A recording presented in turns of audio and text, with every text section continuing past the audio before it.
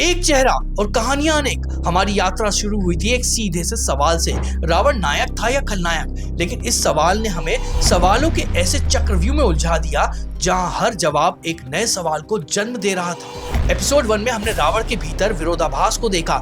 एक तरफ महापंडित, शिव भक्त, वैज्ञानिक, तो दूसरी तरफ अहंकारी राक्षस। हमने देखा कि उसका साम्राज्य, उसका परिवार, उसकी पहचान, सब कुछ पहेलियों से घिरा हुआ है। एपिसोड 2 में हमने रामायण को एक दूसरी नजर से देखा, द्रविड़ विचारकों की नजर से, जहां रावण एक नायक था जो अपनी संस्कृति की रक्षा कर रहा था, और आदिवासियों की नजर से जहां वह एक महान पूर्वज था, लेकिन कहानी में कुछ आदिवासी राम के साथ भी थे।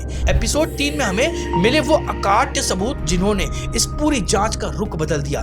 बोध ग्रंथ का वो ज्ञानी रावण जो बुद्ध का शिष्य था। सबूतों ने ये लगभग तय कर दिया था कि इतिहास में एक से ज्यादा रावण थे और रावण एक उपाधि थी।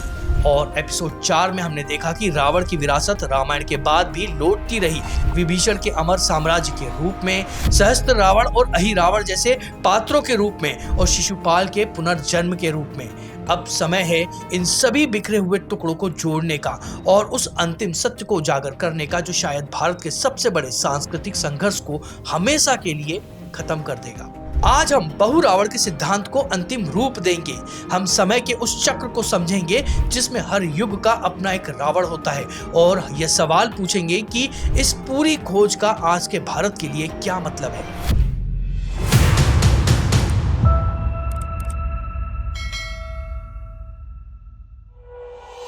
हमारी पूरी जांच हमें एक ही समाधान की ओर ले जाती है, बहु रावण सिद्धांत। यह सिद्धांत कहता है कि रावण किसी एक व्यक्ति का नाम नहीं बल्कि उपाधि थी जो अलग अलग युगों में अलग अलग शासकों ने धारण की। रावण यानी गर्जना करने वाला, एक शक्तिशाली शासक। दशानन यानी 10 विद्याओं का स्वामी, एक परम ज्ञानी राजा। इस सिद्धांत की रोशनी में हमारी सारी पहेलियां सुलझ जाती हैं। चलिए इतिहास के सभी रावणों को उसकी सही जगह पर रखते हैं। पहला, द्रविड़ और आदिवासियों का पूर्वज रावण। इतिहास के किसी प्राचीन काल में लंका या दक्षिण भारत में एक महान, न्यायप्रिय और विद्वान शासक हुआ होगा जिसने रावण की उपाधि धारण की होगी। ये वही अच्छा रावण है जिसे आज गौड़ आदिवासी और द्रविड़ परंपराएं अपने गौरवशाली पूर्वज के रूप में याद करती हैं और पूजती हैं। उनका अपने पूर्वज का सम्मान करना बिल्कुल सही है। दूसरा, वाल्मीकि जी का अधर्मी रावण। फिर हजारों साल बाद त्रेता युग में उसी उपाधि को धारण करने वाला एक दूसरा शासक आया। वह ज्ञानी था लेकिन अहंकारी और अधर्मी और अत्याचारी बन चुका था। ये वही बुरा रावण है जिसने सीता का हरण किया और जिसका वध भगवान राम ने धर्म की स्थापना के लिए किया। हिंदू परंपरा का उसे खलनायक मानना बिल्कुल सही है। तीसरा, बोध काल का ज्ञानी रावण। और फिर उसके भी हजारों साल बाद बुद्ध के समय में लंका पर एक और रावण उपाधि धारक राजा हुआ। यह शासक बौद्ध दर्शन और ज्ञान की खोज की रुचि रखता था और इसने स्वयं भगवान बुद्ध को अपनी लंका में आमंत्रित किया था। यह लंका अवतार सूत्र का रावण है। और चौथा, जैन धर्म का दार्शनिक रावण। जैन परंपरा ने इन सभी में से उस रावण की कहानी को अपने कर्म और मोक्ष के दर्शन के अनुसार ढाला जो एक महान आत्मा था और भविष्य में तीर्थंकर बनेगा।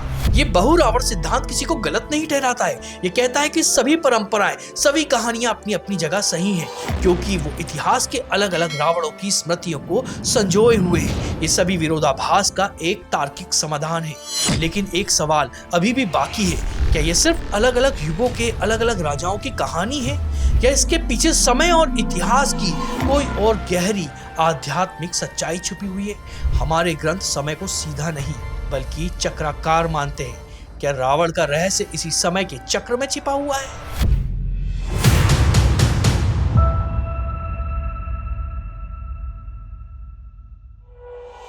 हमारे वेदों और पुराणों के अनुसार समय एक सीधी रेखा में नहीं चलता है, वह चक्र है। सतयुग, त्रेता, द्वापर, कलयुग और फिर महाप्रलय के बाद फिर से नया चक्र। और मान्यता है कि हर युग में, हर महायुग में मुख्य घटनाएं खुद को दोहराती हैं, लेकिन थोड़ा बहुत बदलाव के साथ में।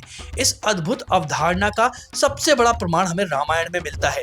रामायण में एक अमर पात्र है, काकभूषणी।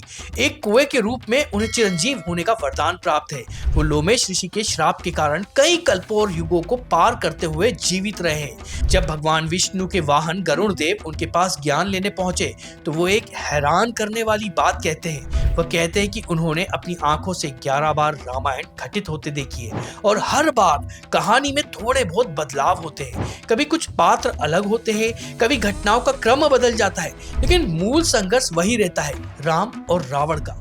ये चक्रीय समय का सिद्धांत हमें एक और अद्भुत संभावना की ओर ले जाता है।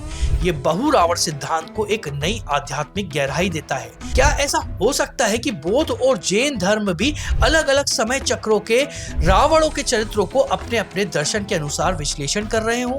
हमारे यहाँ यह भी माना जाता है कि जब एक युग समाप्त होता है और दूसरा शुरू होता है तो सब कुछ पूरी तरह से नष्ट नहीं होता है। कुछ ज्ञान, कुछ स्मृतियां एक युग से दूसरे युग में ट्रांसफर हो जाती है। इस दृष्टिकोण से ये सभी कहानियां झूठी नहीं, बल्कि ये अलग अलग समय चक्रों की सच्ची स्मृतियां जो हमारे सामूहिक अवचेतन में दर्ज हो गई हैं। रावण के अनेक रूप होने का कारण शायद यह है कि हर युग का अपना एक रावण होता था और हर संस्कृति उसे अपनी स्मृति और अनुभवों के अनुसार याद रखती है। तो हमारी इस लंबी और गहरी जांच के अंत में हम कहाँ खड़े हैं? हमने ये जान लिया है कि रावण एक नहीं अनेक थे। हमने यह भी जान लिया है कि सभी परंपराएं अपनी जगह पर सच्ची हो सकती हैं।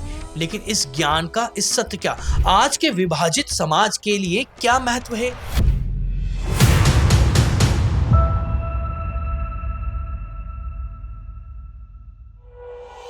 आज भारत की राजनीति राम और रावण को दो ध्रुवों में बांट देती है। एक तरफ राम राज्य का नारा है जो एक आदर्श और गौरवशाली शासन का वादा करता है। दूसरी तरफ रावण का नाम दलितों और वंचितों के लिए सदियों के उत्पीड़न के खिलाफ प्रतिशोध का प्रतीक बन गया है। हमारी यह खोज हमें बताती है कि यह दोनों ही पक्ष अपनी अपनी जगह सही हैं। एक ऐतिहासिक सच्चाई से प्रेरणा ले रहे हैं। एक पक्ष अधर्मी रावण के अंत का जश्न मना रहा है जो धर्म की स्थापना के लिए जरूरी था, और दूसरा पक्ष गौरवशाली पूर्वज रावण की विरासत को जिंदा रखा है जो उनकी अस्मिता का प्रतीक है। बहु रावण सिद्धांत हमें इस टकराव से बाहर निकालने का रास्ता दिखाता है। यह हमें बताता है कि हमें किसी एक को चुनने और दूसरे को नकारने की कोई जरूरत नहीं है। हम एक ही समय भगवान राम के धर्म स्थापना के आदर्श का सम्मान कर सकते हैं और उन आदिवासी द्रविड़ परंपराओं का भी सम्मान कर सकते हैं जो अपने नायक और पूर्वज को याद करती है। लड़ाई राम सही थे या रावण की नहीं होनी चाहिए। बहस यह होनी चाहिए कि हम किस रावण की बात कर रहे हैं। यह संवाद हमें एक दूसरे को समझने का अवसर देता है, ना कि खारिज करने का। तो रावण की इस लंबी और जटिल यात्रा के अंत में हम एक अंतिम उत्तर पर नहीं बल्कि एक नई समझ पर पहुंचे हैं। हर वाक्य का अंत पूर्ण विराम, एक फुल स्टॉप होता है, लेकिन रावण की इस कहानी का कोई फुल स्टॉप नहीं है। मैं ये दावा नहीं करता हूं कि इस सीरीज में प्रस्तुत की गई रिसर्च ही अंतिम सत्य है। यह एक दावा नहीं है बल्कि एक निमंत्रण है, सोचने का, खोजने का और अपने इतिहास को नई नजर से देखने का। ये सारे तथ्य और सिद्धांत हमारे दिमाग में एक विचार जरूर पैदा करते हैं जो हमें इस ओर सोचने पर मजबूर करते हैं कि क्या रावण एक से ज्यादा थे। इस पर अभी और रिसर्च होना बाकी है, जिसे विशेषज्ञ करें तो शायद हम सत्य के और करीब और जल्दी पहुंच पाएंगे। अगर रावण एक ही है तो भी हमारे विचारों में बदलाव आएगा, और अगर यह सिद्धांत सिद्ध होता है कि रावण अनेक थे तो उससे भी बहुत बड़ा बदलाव आएगा। शायद रावण की कहानी का असली मकसद हमें कोई एक उत्तर देना नहीं बल्कि हमें यह सिखाता है कि सत्य की खोज कभी खत्म नहीं होती है। यह एक अनंत यात्रा है जिसका हर पड़ाव एक नया सवाल लेकर आता है।